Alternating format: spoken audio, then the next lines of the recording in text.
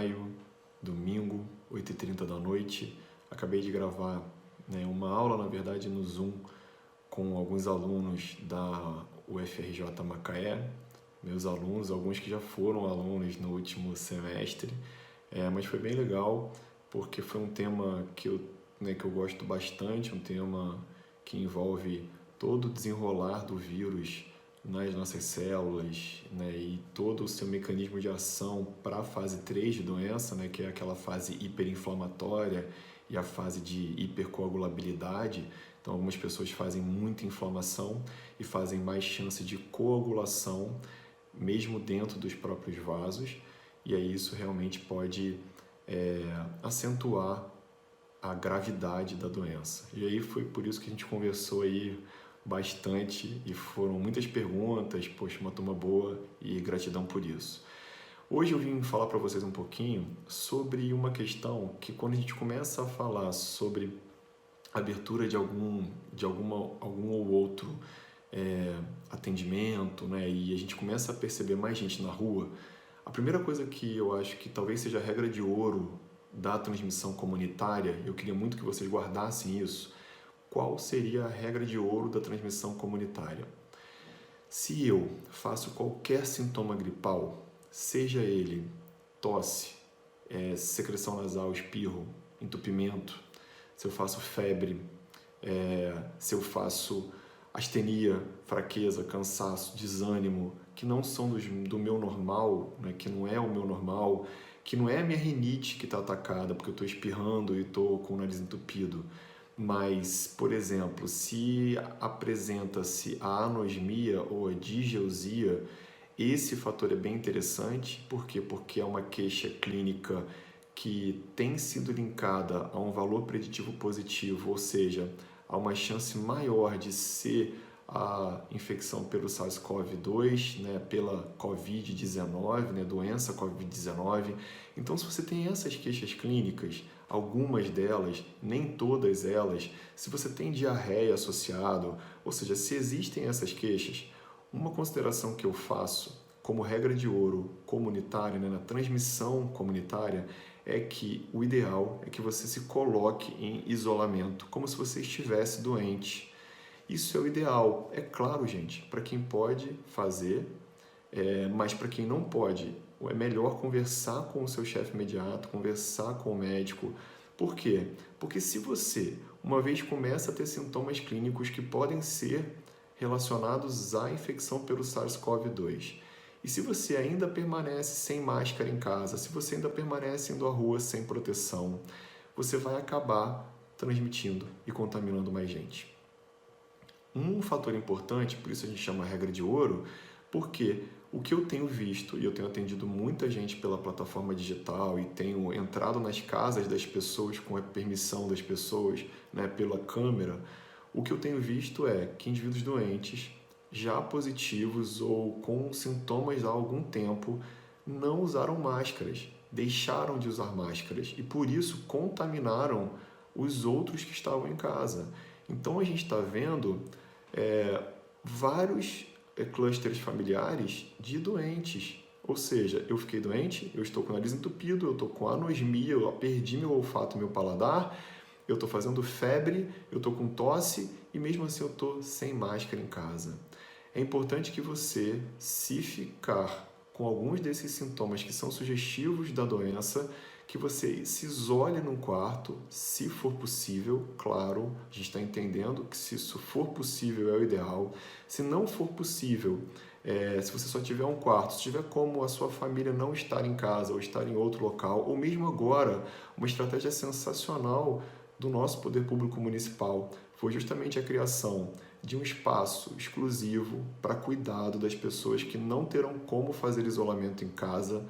Isso foi de uma enorme sensibilidade por conta de conseguirmos sim isolar pessoas que muitas não conseguirão fazer esse isolamento em casa, que é a regra de ouro.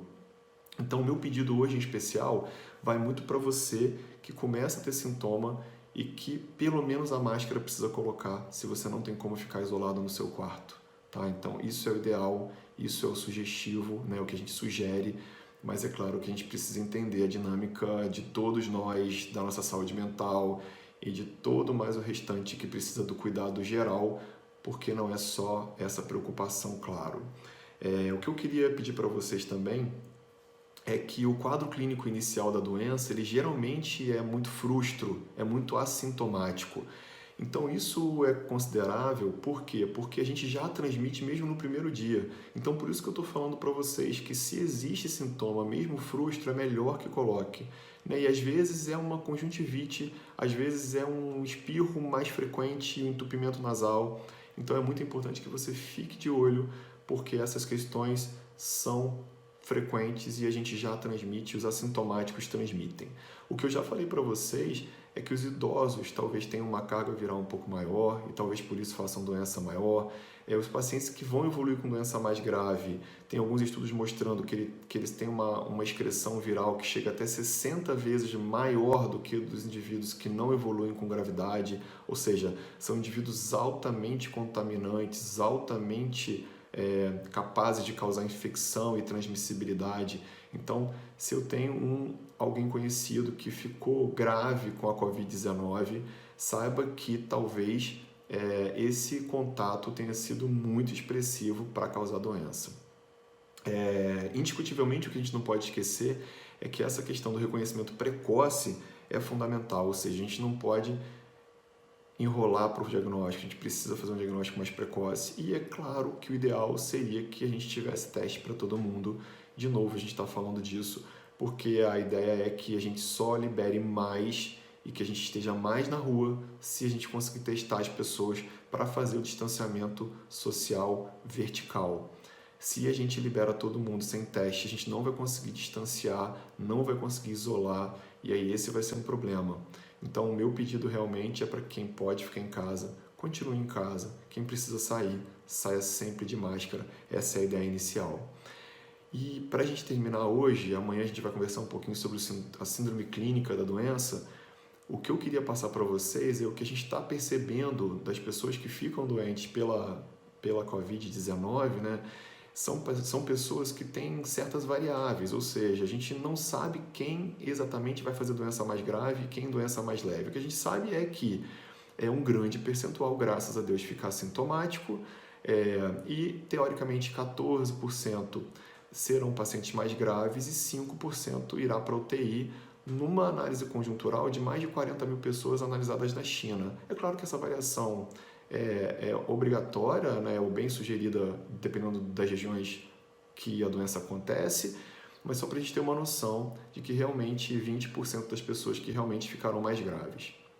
E é claro que também depende de alguns fatores. Então, esse final de semana eu li um artigo sobre o nosso complexo de histocompatibilidade principal, né? O MHC, o HLA, as questões genéticas, as questões que a gente está pronto para reagir, ou seja, o meu sistema imunológico, o meu sistema celular, o meu sistema orgânico, ele pode sim ter mais tendência a fazer doença grave ou mais tendência a fazer doença leve, e a gente tem que torcer para que todos nós tenhamos um MHC mais forte ou não tão compatível com a disseminação viral mais potente, já que a gente entende que quanto mais carga viral, quanto mais replicação viral, mais doença com hiperinflamação teoricamente vai acontecer.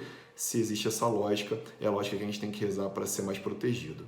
É claro que também depende se esse indivíduo tem comorbidades. A gente já viu que os pacientes com grupos de risco são mais propensos a doenças graves. A gente já viu que os pacientes idosos, talvez com menor imunidade inata e com mais imunossenescência, ou seja, imunidade um pouquinho mais envelhecida, podem também fazer, e por isso são grupos de risco por fazerem doença mais grave. Depende também de quanto que eu tenho de reserva, ou seja, quanto é minha reserva funcional cardíaca, quanto é minha reserva funcional pulmonar, se eu tenho doença pulmonar pré-existente, como é que eu geralmente reajo às infecções, eu geralmente caio muito rápido, faço infecção muito rápido e já fico geralmente muito debilitado ou não, ou seja, a resistência que eu geralmente tenho às infecções também pode, de certa forma, ser um fator protetor. É claro que a gravidade e o inócuo que eu me exponho também pode ser um fator que pode agravar se eu estou num ambiente sem proteção individual e se eu me exponho muito, talvez se eu inale uma quantidade, um inócuo maior de vírus, talvez eu fique doente com uma maior gravidade. Isso também a gente não sabe porque depende de outros fatores. A reserva fisiológica, então, que a gente tem é muito importante.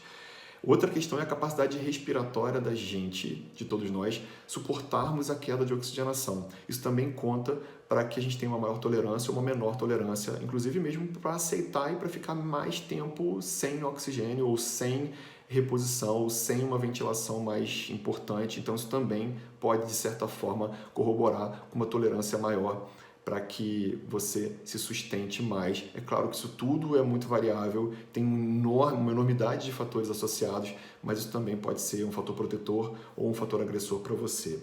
E outra coisa que talvez seja mais importante é o tempo decorrido entre a doença, ou seja, em que fase de doença que você está. Você tem 1 a 4, 5 dias de doença, você já está no 5º ao 7º, 8º, 9º dia, ou seja, do 5º ao 10º dia de doença, que é o tempo que a gente geralmente faz internação hospitalar. Então, o período da hospitalização é no 5º ao 10º dia, é o período que a gente precisa redobrar a atenção sobre os pacientes.